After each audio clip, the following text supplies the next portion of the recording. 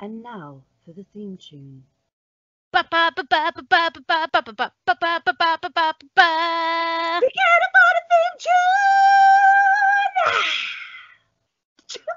tune! Welcome to the Marmite Queens podcast. We're the rulers you either love or hate. I still don't know if by heart. And each week we'll be setting the world to rights. Then, from a randomly generated word, we'll be finding strange stories to tell each other, almost having a giggle and not needing alcohol to bring our special brand of madness directly to your ears. Full disclaimer, there will be not safe for work content and probably a strong view or two expressed. So settle in and enjoy the car crashing into a dumpster fire. That is Sam and Laura. Good morning. Good morning. Is it morning? Yes! Still morning. Good morning. Guten Morgen, Fraulein. How ist thou?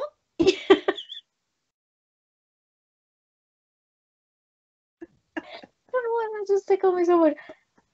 I'm good. How are you? I'm also good. I'm good. I'm in a good mood today. I'm tired, sleep deprived, so I'm slightly like... I'm like at that level of good, you know? And you're like... Just be... Giddy.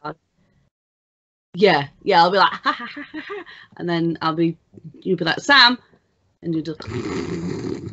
Yeah, at some point you're going to do the... Oh no, I blinked and it's quite nice there. Slowly, because I'm sat on my bed, so I'm in the Lana, danger zone. So, yeah, how was your week? My week has been generally, up until the weekend, shit, mate.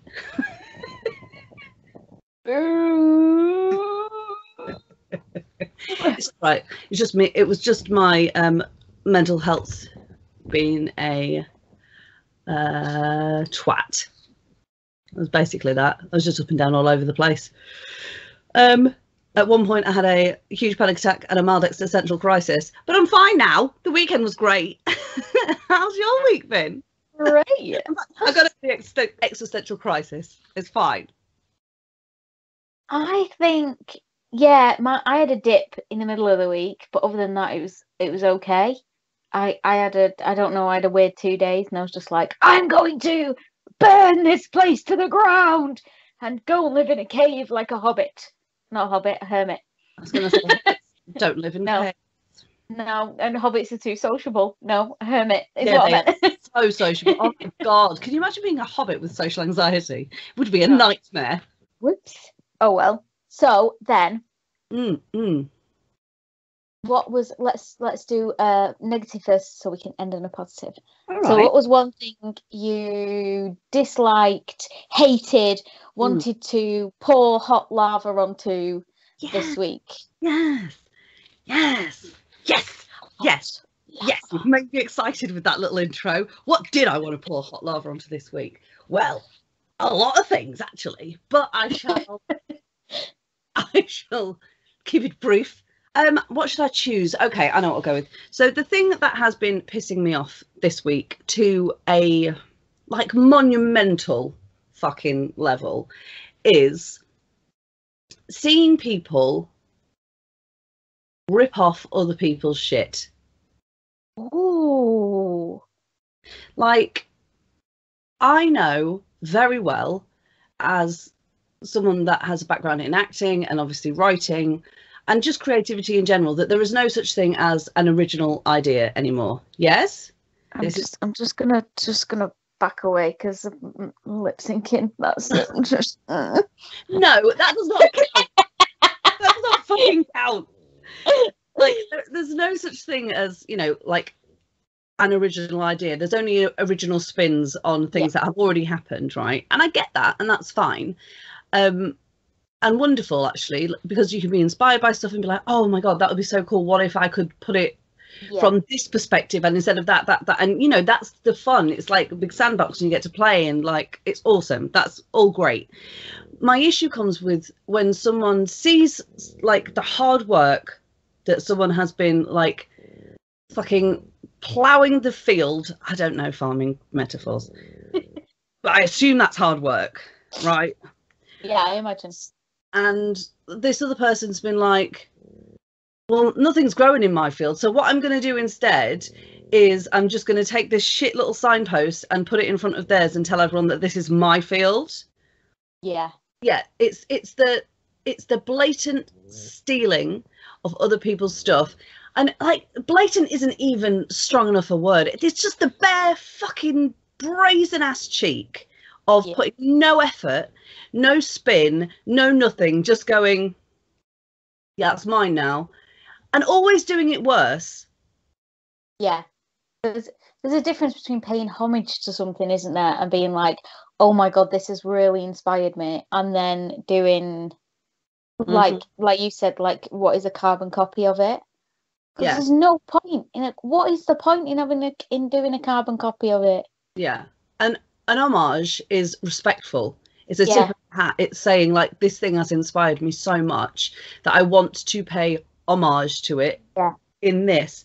Whereas a rip-off is so disrespectful and it is pissing me off to no end. And I would love to pour hot lava onto that. Laura, what have you hated this week with the passion of a wronged goddess and who you wish from your high perch in the silver clouds wish to take your powers and smite down to ash? Yes. Yeah. What did I not like this week? Go with the thing I watched last night. Line of Duty season. I know, right? What? It was the series finale last night, and it just. I've seen so many memes of people doing the drawing of a horse where it starts off and the back of the horse is amazing and the middle of the horse is kind of meh, and then the head of the horse is just shit. Yeah. Oh, no. Because that's what it was like, and I completely understand the point the guy is making. Like, he wanted to make the point that, you know, to leave people feeling frustrated and confused and annoyed because corruption within places of power is still a huge thing that's going on, and you know, it's not solved. It doesn't get wrapped up neatly, and then he doesn't want it to be wrapped up neatly and then people to forget about it. And I completely get all that. What I don't like is just the quality in the writing and the editing seemed to, like, the actors were fucking phenomenal. Oh, okay. Like, so the world hasn't gone completely upside down. Yeah. Okay. But it was more the editing and sort of the storytelling as a whole, because there was loads of little things that weren't, given the way Line of Duty works, it should have wrapped everything up in this, especially from this season, in this season finale, and it didn't. It was like loads of disjointed little bits that seem to have just been moved around and put in various places. So it kind of, that was the thing I didn't really like this week, because, and I've seen a lot of reaction online of people being like, yeah, but he's done it on purpose to frustrate people, and I'm like, yeah, you can do that to frustrate people, but you still should have, the editing still should have been smoother, the storytelling should have been smoother. Yeah, because it is, at the end of the day, a fictional story, and of course we use fiction to, like, highlight real life issues. That's literally its entire point and purpose. That's how, you know, stories started. But you still need to obey some form of structure.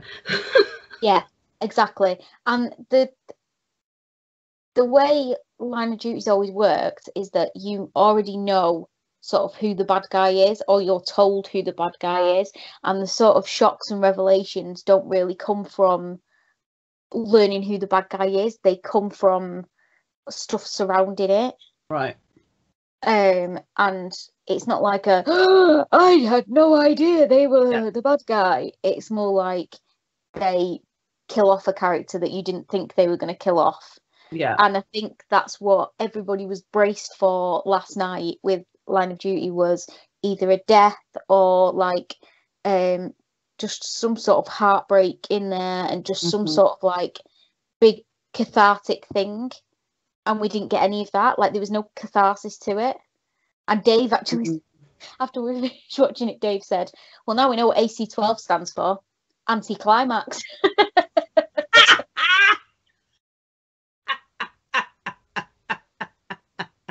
Maybe the writer was being like, was trying to be really meta, and he was like, the death is the fans' love of the show. That's the death. Moving on. Yes. What is something you enjoyed this week? What tickled your pickle? What made you shout from the rafters? What made you happier than a gay man in a bathhouse? Okay. I mean, I enjoyed all of those. That was wonderful. So I had occasion to, not that I need occasion. I started to rewatch Elementary again for the 500th time. And as we were talking briefly off air about this, I fucking love that show so goddamn much. I could write a dissertation on that show. I think it's so rare to find a procedural with real integrity that maintains that integrity throughout its lifespan, which I think Elementary does very well. The journey of Sherlock and his recovery, and the relationship between him and Joan, which never ever ever veers anywhere near any kind of romantic, which I'm obsessed with that. There always feels like there's a slight homoerotic tone to Holmes and Watson. 1000% there is. Right? 1000%. So, but when you replace John with Joan, there's none of that. It's just they very clearly love each other so fucking much, but it's a platonic familial love. It's a chosen family, above and beyond, I would die for this person, but I don't want to see the genitals kind of love, yeah. So yeah, I was rewatching that, and I'm obsessed with John Lee Miller anyway. That guy is a fucking amazing actor, so fucking talented, and his portrayal of Holmes is, in my opinion, controversial take, I know, the best that I've seen. I love Cumberbatch, don't get me wrong, but his take and the way they play him, like you were saying, as a human. Yeah. Yes. So that's what I have very much enjoyed. I think that's what has allowed it to run for so many seasons though as well, because it's not like the quality diminishes over the seasons with Elementary either. No. It's in what? Is it in season 10 or something like that? Well, it's finished now. I think it finished on season 7. Season 7. I'm sure it was season 7. Season 7, but there were still 24 episodes in a season, and it didn't normally, especially with American television shows, the quality diminishes as they try to drag shit out. And I think with Elementary, I don't think you get that at all. But I think Cumberbatch is the sort of aloof, sort of, oh, he's so hot, but he's so aloof, but oh my god, he's almost vampiric, the way he plays Sherlock. Yeah.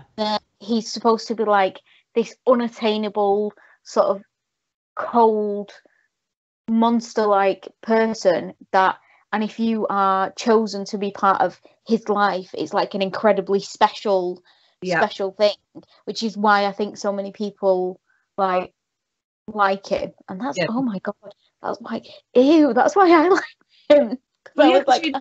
Everyone needs to be needs. Do you want to be special, right? And there is no doubt that Sherlock Holmes is exceptional. Yeah, but then Johnny Lee Miller is so human. It's, and the way they handle his addiction is one of the best things that I've ever seen. The way I've seen it done on television. It's phenomenal. And what I love about that is it's never forgotten. No. You know how a lot of the time they'll put in these big things and they'll use it as a plot device for a season, and then it's kind of referenced just every now and again. But his drug addiction is present throughout the entire run of the series, as it should be, because when you are a drug addict or any kind of addict, you are for life, and it is with you every day. And so just from the little things like the first episode where he's so much more irritable because he's literally fresh out of rehab, and as the seasons go on, he enjoys showing people that he is so much more intelligent than them. But at the beginning, he's annoyed that people don't see it straight away because he's antsy. Like, obviously the drugs are out of his system, but he's still very much like, he wants them, but he will not have them because, you know, it's all that thing that people go through with his kind of stuff on top of it. What about you, babe? What did you really enjoy this week? With the hang on. What did you enjoy with the exuberance of a newborn Pegasus that is flying through the air with a cherub upon its back singing Kumbaya? Wow. Oh. I enjoyed. We watched Rocket Man last night. Before Line of Duty, we watched Rocket Man. On Netflix now, right? I saw that the other day. I got very excited that it was on there. And we watched that last night, and it's phenomenal. I mean, I love Taron Egerton anyway because I think he's like a fucking chameleon. Like he just when he was in the Eddie the Eagle film, that was so good. But the thing I liked the most about it is and I posted about this on Instagram before, is that there was a distinct lack of homophobia present within the film, because with a lot of films, especially films set way back when, so 60s, I don't think you get it as much, but because it's like everybody's like, oh, counterculture revolution, blah blah blah, is what they tend to focus on. But like certainly 70s, 80s, 90s, any film like that that's about a queer star or a queer character, like the homophobia has to come into it somewhere. So it's either get the gay bashers. Yeah, it's either featured in them getting called names, it's featured in them getting, you know, like abused or like tormented or whatever, and it's always part of the thing that is supposed to make them stronger, like and make them be who they are, kind of thing. And the only time there was anything that was a little bit like that was there's a scene where he rings his mum, and his mum says to him, "You're never going to find proper love." And like that was the only bit, but it was there for a reason. There was a purpose for it being there, and obviously that would have been an important part of Elton's life, so that's why it was there as well. But yeah, there was just that distinct lack of that in it, and it was just him finding himself and being himself, and it was never drawn attention to the fact that, like, oh my god, like he needs a coming out story, like all this sort of shit. It just was what it was, and the music, like the musical scenes were so seamlessly interwoven into it as well. Nice. It was just, cannot recommend people watch it enough. Like, it's Taron singing, isn't it? It's actually him. Yeah, because he went to he had a meeting. He went to Elton John, and he said he was going to lip sync, and then Elton John and him sang. I think he sang for Elton John, and Elton John was like, "No, you need to sing. You need to sing it." No, sorry, no, you're singing it. Sorry. Okay, Elton. No, that's fine. That's fine. Okay, it's perfectly good. Yes, but yeah, it's brilliant. And now I want a collection of sunglasses like Elton John. Yeah. Quite frankly, I was surprised you don't already have that. I mean, yeah, maybe I'll go on Amazon in a bit and just get like add to cart. Add to cart. I will take. Right now. Don't give me time to think about it. Jesus. Okay, so now we shall move on to Word of the Week. Boom. And the word of the week this week was Europe. Yes, it was. We decided we weren't going to talk about Brexit because God, nobody likes a Tory, and we don't want to give them more airtime. So Europe So was our yes, word of the week. Europe was our word of the week. So what did you get for Europe? I will tell you. I'm getting it up now for you. I don't have a penis. I just research. So I was like, one of my favourite things are fucking stupid arcane laws. So I was like, I literally typed in, what's the name of the thing? Like weird European laws, right? And I've got a list of unusual laws in Europe that you wouldn't believe. So if you don't mind indulging me, I shall read through this list. Right, so number 1, it is illegal to name your pig Napoleon in France.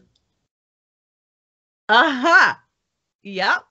Number 2, in Switzerland, it's illegal to flush the toilet after 10 p.m. Fuck off. Yeah. They can't enforce that law, surely. Yup. If you live in an apartment, that's the deal. So it looks more like in flats or whatever. But yeah, after 10 p.m, you can't flush. So I hope you don't know. The party. Quite literally tough shit. Oh, this is one of my favourite ones, right? Number 3, in the UK, it is against the law to handle salmon in suspicious circumstances. What the fuck is a suspicious? Well, that's what they're asking. What I want to know is how many people were wrongly handling salmon for that to have to go into law? Because, right? Do you reckon it was just like a load of robbers and like thieves and cat burglars that had a packed lunch and there was salmon in it? I don't know. But the thing is, right, you hear that and you think, fucking hell, that must be a really old law. But according to the Salmon Act of 1986, this is totally true. Yeah. Yeah. So, I mean, like, 1986 was 35 years ago. I know this because that's the year I was born. But that's still very recent. So, like, listen, you fucking fisher-philes. Stop fucking the salmon. What's wrong with you? Leave the poor salmons alone. Salmons. I just said leave the poor salmons alone. What the fuck is what? Oh, wait. Just making a monocle on the salmon. Like, how do you handle a salmon suspiciously or in suspicious circumstances? You just have to be like on your way to do a murder and then be like, just taking my salmon along with me. Just like walking, just you're in your black and white striped shirt, you got your mask on, your beret, and your black and you're like doing the maybe you've got a bag with a dollar sign on it, or maybe it says swag on it, and you just walk by a river and a salmon gracefully jumps through the air as they want to do, and just as it does, you just gracefully trace the salmon with your fingers, and the police are like, you nicked me. That or like 3 a.m. stroking a salmon. The guy on Hercules with the Mac when he's like, wanna buy a sundial? But it's wanna buy a salmon. So here are some less fun ones. So number 4, it's illegal for men to wear skirts in Italy. What? Yeah. What about kilt? Counts. It's a skirt. But I don't know. There's literally nothing on that one. Also, high heels are banned in parts of Greece. So it says, don't bring your heels to the Acropolis or any archaeological Greek site. But I mean, that makes sense. Like, I understand that because, you know, obviously stilettos particularly can be very damaging to stuff. But yeah, the skirts thing, I don't really. Again, because a lot of these are ridiculous, I doubt they are regularly enforced. But you know, there's that one job's worth that's like, according to Article 7 of the those are not actually culottes, sir. That is a skirt, and you are going to spend the night in the jail cell. So, kissing, number 6, kissing on train platforms is banned in France. And apparently they do this to ease congestion. I can tell you right now, having lived in London for a long ass time and now living close to London, That's not what's causing congestion. People being utter and total cockwipes is what's causing congestion. Also, shitty trains, not big enough platforms, and just generally people are arseholes. That's what's causing. You've taken the one nice thing away. The one, not that like everyone has a French before they get on a French kiss. I think that's definitely do. I just grab the nearest person and just. My gap. No. Like, oh yeah. Hanging clothes out in Switzerland on a Sunday is not allowed. On a Sunday? On a Sunday? Really? Really, Martha? On a fucking Sunday? On a Sunday? Look, we deal with looking at those fucking crusty bloomers Monday through Saturday. Sunday is our day of rest from your acid fanny pants. Like, leave us alone. Acid fanny pants? Credit where new superhero coming soon. Credit where credit is due. Acid Fanny is not mine, not my original. That comes from my very good friend Christopher. Acid Fannies. He came up with that when we were in college. I can't remember the context, but I do remember almost dying from lack of oxygen. I was breathing so fast, or not. That needs to be a superhero. Acid Fanny. Acid Fanny. We're introducing the new superhero. This is my favourite one, right? Is illegal. Oh, hang on. That says legal. No, it must say it must be. No, what? That says legal. I read that as illegal. That's even worse. It says it is legal to break out of prison in Germany. That can't be right. Then that can't be right. Wait, what? Yeah, hang on. That can't be right. So you mean, right, I can go to Germany, I can murder a bunch of people, then I can break out of prison and it's perfectly legal. Because surely it's illegal to break out of prison everywhere. Sorry. Oh my God, what have you found? I've just quickly gone onto Google because I'm like, that must be a typo, right? Because I was laughing like, of course it's illegal to break out of prison. It's illegal to break out of prison anywhere. Like, how is this on the list? How? What? Okay. But yeah, now it says, now I see illegal. I've just gone onto Google and typed in, is it legal? And then you started talking to me. I looked at you and I've looked back and the top one is it legal to marry your cousin?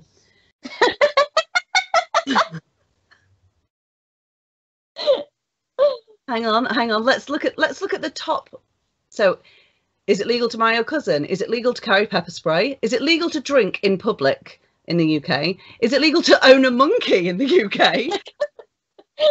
That's number 4. How many people are trying to own monkeys in the UK?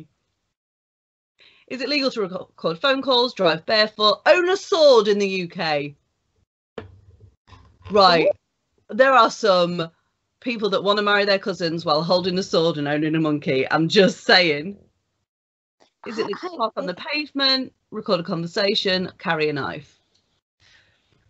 Wow. Oh, wow. Right.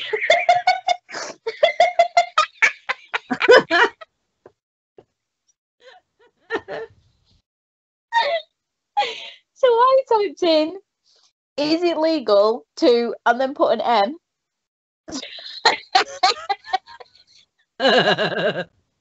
Is it legal to, right, okay, I just, I'm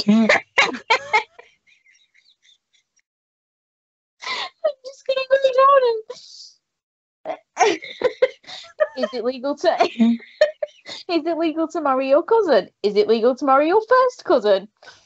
Is it legal to marry your second cousin? Is it legal to marry yourself? Is it legal to marry a dead person in France? So specific. Enough people have searched that it comes to Can I just say, it is legal in Germany. To break out of prison? Attempting to escape from prison is legal in Germany. Attempting to escape from prison is not punishable in Germany, as the law considers freedom to be a basic human instinct. However, a prisoner who damages property, murders, or assaults someone while escaping will be guilty of those crimes. Yeah, but you could murder someone beforehand and then go to prison and break out. Yeah, it doesn't say that they won't put you back in prison, but you wouldn't have any time added for escaping. So you could just keep breaking out. Yeah. Catch me now, bitches. Spend 4 years on the run around the world and then go back and be like, I've run out of money. Let's come back to prison for a bit. I've seen the Autobahn up and down this nation. Thinking about it now, I could have crossed borders and gone to live somewhere else, but I didn't. When I came back, I missed my cellmate. Anyway, in Paris, an ashtray is considered a lethal weapon. I mean, it is a lethal weapon. You've not seen that episode of EastEnders where she kills someone with an ashtray? Right. I know. I know exactly what you're talking about, but like anything is a lethal weapon, basically, in the right circumstances. Yeah. It's the fact that it's labelled as one. So, like, lethal weapons in France: guns, knives, swords, ashtrays. Like, it's on the list. It's like paracetamol being a fucking class A drug. Like, yeah, sure, you take enough of it, it's going to do some damage, but it's not likely that you will. Every time around ashtrays. Every time somebody says something about taking too many drugs, all I can think of is fucking Gavin and Stacey. How many ibuprofen would it take to finish me off? You need drugs. I can't afford that, can I?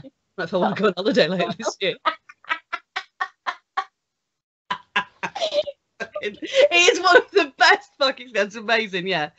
Peeing in the sea in Portugal is illegal, and so is peeing in a canal in the Netherlands.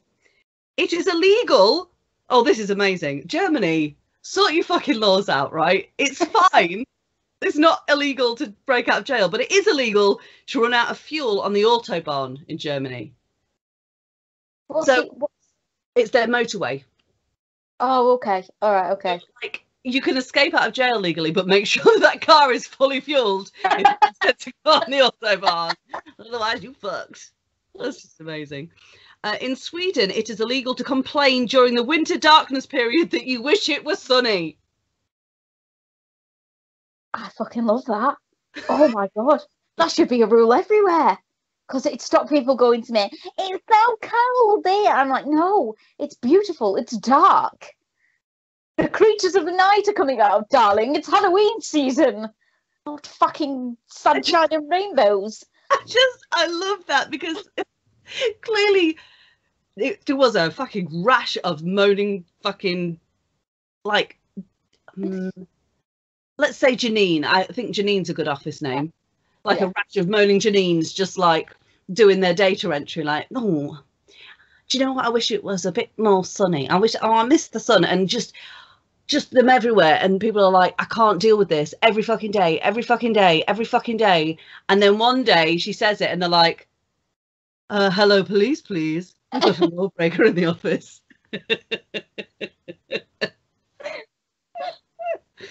So, is that the last one? Yeah, there you go. That's the last one. So there you are. I thoroughly enjoyed those. Yeah. Thoroughly enjoyed those. Yeah. So feel free to break out of jail, but like, just make sure that tank is topped up. Oh, well, 1000%. So, I took a different tack. Tack, whatever. So I was going to go historical at first. Yeah. And then Dave said the final countdown apparently was sung by a band called Europe. Yes. Which I did not know. But then I was like, oh, bands. And then I went, oh, Eurovision Song Contest.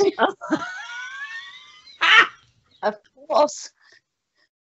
So I found a thing that's 10 facts on the Eurovision Song Contest that you probably didn't know. But there is one that I want to spend a minute on because it's like, what the fuck? Yeah. So the first Eurovision Song Contest, I can't speak. The first Eurovision Song Contest took place in 1956, but it took the UK 11 years to become victorious.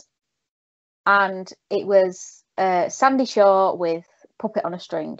That's a lot quicker than I anticipated. I know, right? Because everyone's got at least one auntie that's like, well, it's just because no one likes the UK. That's the only reason. It's all fixed. Okay, number 2. Apparently, performing second is cursed because no country who has ever performed second on the final night has ever gone on to win the contest. Ever. Interesting. Right?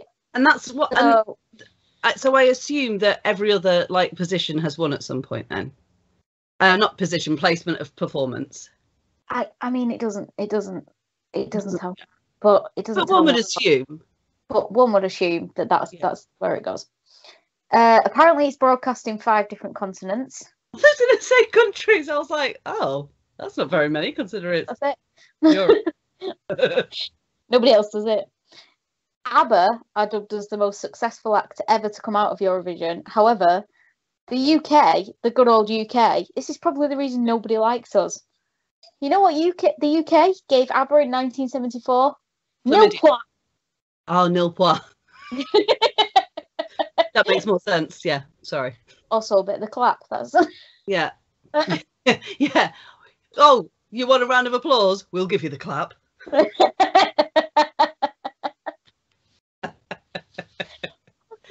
my god. How did it? Oh, well. Middle-aged women everywhere are going to see Mamma Mia now in their fucking droves, mate. So I bet they're feeling pretty stupid now. Mamma Mia is fucking brilliant. I've still not seen it. That film, don't watch the second one. The second one's shit. The songs in the second one are really good, but the film is shit. But the first one is fucking love Julie Walters in that film. Yeah, I do love Julie Walters and Meryl Streep. Yeah, I'm sure I'll watch it at some point. Yeah, you better add. Okay. Right. In 1969, 4 countries won it. So what? the UK, Spain, France, and the Netherlands all racked up the same score. So they just went, "You've all won," instead of making them do like, I don't know, a sing-off. Or just like, so the way, if I remember correctly, because I've watched it a few times when I was younger with my mum. It's one of those things that I'm not really bothered about now. But if I recall, it's like a telephone vote, isn't it? And then the country that has the most votes, they get, is it 12 points? Yeah, so it's and then 12 goes in twos, doesn't it, from there? So like 12, 10. So instead of, could they not just say who had the most actual telephone votes overall is the winner? Wouldn't that just be? I don't know, because I don't know if it is just a telephone vote. Okay. I don't know if that adds to it, but I don't know if that is just the thing. I think it's, I don't know, there must be judging panels. I don't fucking... I bet the UK were livid. Probably. Apparently, though, the UK are not the least successful country. Oh. Apparently, Norway is less successful. Oh yeah, well that's because like everyone's like, oh god, look at them they've figured out everything. Everyone that lives there is happy. They've got everything under control. Fuck you, Norway, with your fucking like high standard of life. The rest of us are miserable, so fuck you. Fuck off, Four Eyes. Get fucked, Four Eyes. Yeah, that surprises me actually. So this is the one that I found really interesting. The rules of the contest mean only 6 members of each country can be on stage during a performance. Right, until 1971, it was only 3. So this is the one that I was like, oh my god, I want to know the rules, right? So I went and looked at the Eurovision rules, right? And even now, no more than 6 people are allowed on stage, including backup singers and dancers. But in recent years, backup singers have been allowed to be invisible. So you're allowed to have them backstage or out of camera shot. Huh. When you think about Eurovision, though, you think about like all the sort of showmanship that goes into it. Yeah. And then like, cheese. Have I imagined extra backup dancers? Like, I mean, can you get round it? Could you have like backup singers and dancers from different countries? No, I don't think so. No, I think it just means. Yeah, that's. Yeah, well. But look, this is the thing, right? The rules surrounding nationality have always been really lax, and it's generally down to each country to make its own rules. The singers can usually come from anywhere. Normally, it's only the songwriters have to be native. But Okay. even that is not always, Yeah. because apparently none of Luxembourg's 5 winners came from there. 4 of them were French, and 1 of them was Greek. Oh. Mind you, I mean, it makes sense because it's who the country is choosing to represent that country, I guess, as opposed to it have to be from the country. But you you would assume that you would choose someone from your country to represent the country, right? Yeah, or at least someone that's living in the country. And yeah, all Eurovision songs are not allowed to be any longer than 3 minutes, which I think is a good rule, really. It's an excellent rule, but I can tell you from my past experience watching it, a lot of them feel longer than 3 minutes. I swear to God, you could complete the fucking Lord of the Rings trilogy before some of those fucking songs finish. You know within like 2 seconds or not whether like you're going to be able to bear it or not. You know when someone comes on and they hit a power ballad, but like a power ballad that was bad in the 90s kind of power ballad, and you're like, no. Do you know what I feel like? I feel like Eurovision is like karaoke. And I feel like Eurovision should be all fun. It should be nobody taking themselves seriously. Mm-hmm. It should be, hilarious. Like, even if you're doing a power ballad, it should be hilariously over the fucking top. And absolutely. That sort of shit. And it should not be levels of over the top. Yeah. It should not be somebody coming out doing fucking Whitney. And I feel like Eurovision is supposed to be like karaoke and draggy and pantomime and OTT and not taken seriously and cheesy as fuck. And anything that's like serious is just like, what the fuck are you doing? Why? Like, the Eurovision contest is basically what it should be is it's just a stereotype of itself at this point. Yes, exactly. Like, it is like a cliched stereotype that loves itself for it. That's what it should be. Because if it's not that, there's no point to it. Exactly. That's exactly it. Yeah, no. I used to watch Eurovision religiously. Eurovision used to be one of those things that I used to watch. Children in Need was one of those things that I always watched. The stuff that went on really late that you somehow managed to like twist your parents' arm into letting you watch until like 2 a.m. Absolutely. And I would stay up till 2 o'clock in the morning and watch Children in Need and be like, I need to see the grand total. It's so important to me. But yes, that was our Europe takes. It was fun to delve into some weird European laws and some strange things about Eurovision. Laws. I'm still not over the salmon one. Yeah, because what is a suspicious circumstance? Because it sounds, like when they're like they died under suspicious circumstances. You can at least be like, well, I think they mean murder, but tell me about them sweet, sweet circumstances. But with a salmon, you're like, what are they doing to that poor salmon? Are they like, what are they cooking a chicken dinner? Are they what? Are they taking it to Primark? What? Like, I need to know. Shall I spin the wheel apart? Yeah. You said you were never going to let me do that again. I said I was never going to ask you, and I didn't.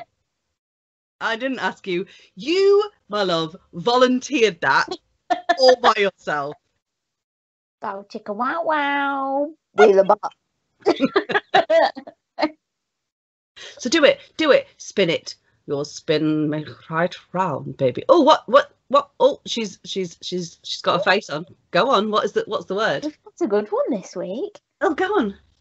Pledge. Oh, I've immediately thought about polishing. What have you thought about polishing? No, that's the next question. That it can fuck off. You can shove your pledge up your ass. I'm not doing it. I'm not doing it. Pledge. The pledge. I think that'll be a good one. Yeah. I bet there's some interesting shit. Yeah. I mean, you pledge in. That's what they're called in America, aren't they? When pledge allegiance to the flag. Well, I mean, like sorority houses and fraternities, like the people that are trying to get in, they're called pledges. Yeah. Oh, yeah. I pledge my allegiance to sleeping. Next week's word of the word is pledge. If you've got any funny stories or things you hate about this word, drop a comment on one of the social media channels. By social media channels, we mean Instagram. And by, if you've got any funny stories, I mean if you've taken any weird pledges, if you've signed up to any weird pledges, if you were like, I pledge my fanny to allegiance of the devil, like that's the sort of shit we want to hear about. If you, in fact, did polish a bishop. Yeah, there you go. If you hated our podcast, don't at us because we're not asked. We're not asked. Genuinely not bothered. But if you loved it, you can find us on Instagram. And I'm only saying Instagram this week because we don't got any others. You can find us on Instagram where Sam does our amazing reels and I forget to post the stuff that I'm supposed to post. It's all good.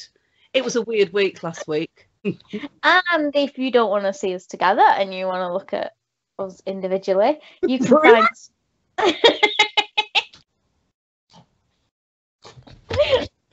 you can find Sam on.